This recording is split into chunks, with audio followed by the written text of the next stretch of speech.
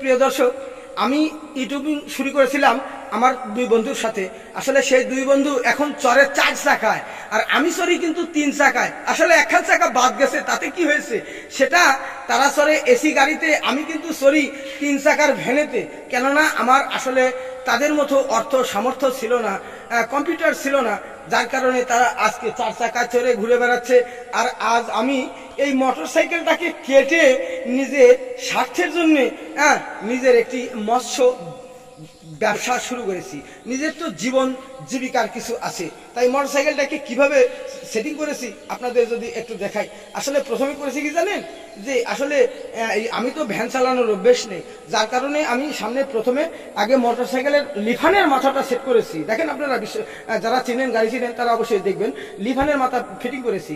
তারপরে কি হয়েছে, পরবর্তীতে যখন আমার ব্যাটারি, আমার ভাগ্য সহায় নিল না, ঠিক তখনই কিন্তু এই ইঞ্জিনটাকে ফিট করেছি। ফিট করার ফলে আমি 2 বার 1 বছরে ব্যাটারি কম করে আপনার 60,000 টাকার ব্যাটারি চেঞ্জ করেছি।